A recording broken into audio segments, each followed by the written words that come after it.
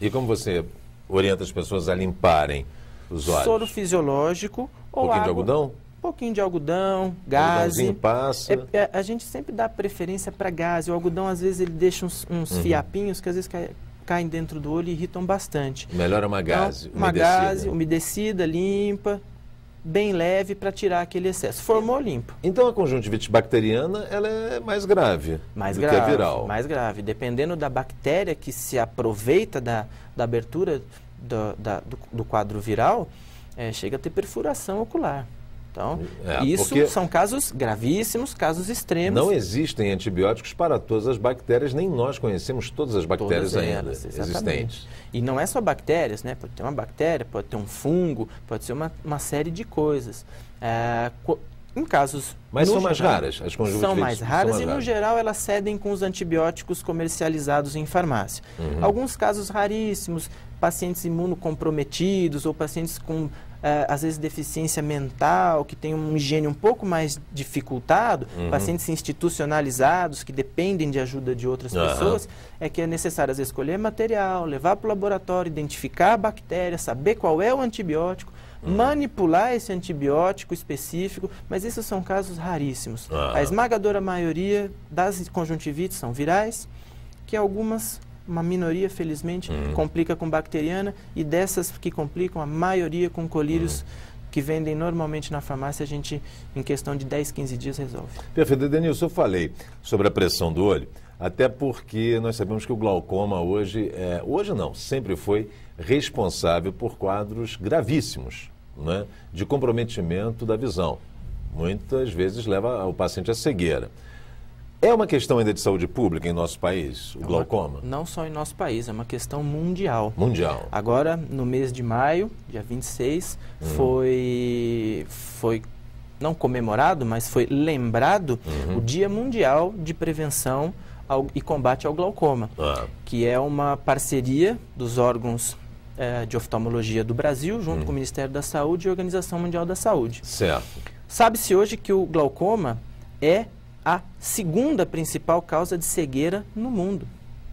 Só perde para a catarata. Como a catarata, operando, nós resolvemos o quadro... Em qualquer estágio? Em qualquer estágio, se for só a catarata, nós resolvemos. O glaucoma, ele figura como a principal causa não reversível. O que perdeu, nós não recuperamos.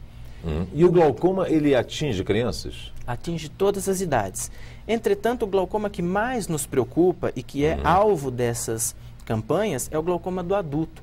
Porque o glaucoma da criança, ou ele é visto logo ao nascimento, e é muito fácil de caracterizar, é uma criança que está sempre com o olho espremido, ele tem uma fotofobia intensa, e é uma fotofobia, não é quando sai ao sol, é o simples ligar de uma lâmpada de 60 watts dentro do quarto, a criança já chora e franze o rosto. É um incômodo, um transtorno muito grande, frequente sob qualquer condição. Sob qualquer condição, o olho é maior do que o normal, o olho é opaco, quando olha, não é aquele olho brilhante, é um olho meio esverdeado. Então ele tem uma série de sintomas que levam as mães, ou às vezes o próprio pediatra, encaminha para avaliação do oftalmologista. Então, no nascimento mesmo da criança, pode-se perceber isso? Já pode se perceber isso. Ao nascimento, um dia de vida, 2 anos... Por um exame clínico ou é necessário o teste do olhinho? O teste do olhinho ajuda muito nesse quesito. Nesse diagnóstico. Por quê? Nesse diagnóstico. Por quê? Porque ele tem sido feito de rotina nos berçários.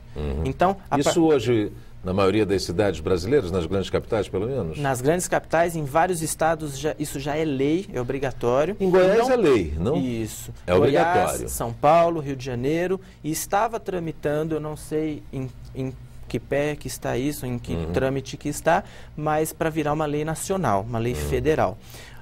E é um teste que não é obrigatoriamente realizado pelo oftalmologista. Basta pelo pediatra, pelo pediatra, no berçário. Dilata a pupila, joga uma luz e vê se o reflexo é vermelho.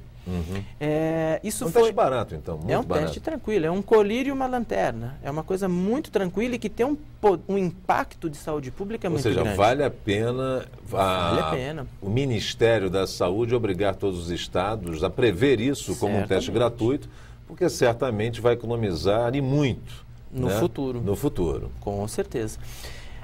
Voltando ao glaucoma, ao contrário do infantil, o glaucoma adulto ele não tem sintomas. É uma doença silenciosa. Completamente silenciosa. Quando a pessoa percebe que a visão foi prejudicada, já se estima que metade das células que são responsáveis pela visão já se perderam.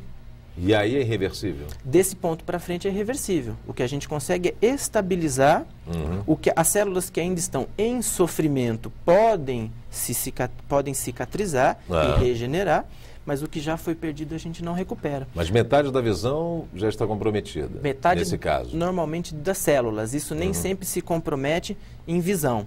Mas na mesma relação? Na mesma relação. O que acontece num paciente de glaucoma é que ele perde a visão periférica, ele vai perdendo a visão da periferia para o centro. Então, muitas vezes a pessoa procura, porque ela fala, eu estou trombando nas coisas, eu bati já 2 vezes a lateral do meu carro, não sei o que está acontecendo. Bem, fica impossibilidade de dirigir, né? Se a pessoa perde a visão periférica... É muito complicado, é muito difícil. Até porque, mesmo com uma visão de 100%, quando nós fazemos no consultório aquela tabela, que chama tabela de Snellen, às vezes a pessoa lê até o 100% da visão. Só que o campo dela é tão restrito que legalmente ela é considerada uma pessoa cega. Promete tudo, né? Imagina uma pessoa sem visão periférica praticar um esporte. Impossível. Mesmo transitar dentro de casa. Cai da escada porque não consegue enxergar que tem um degrau, tropeça num tapete, tropeça numa cadeira, na haste da cadeira. Terrível. Então é bastante complicado. Daí a nossa preocupação nas triagens. Porque a triagem vai pegar esses casos que são suspeitos.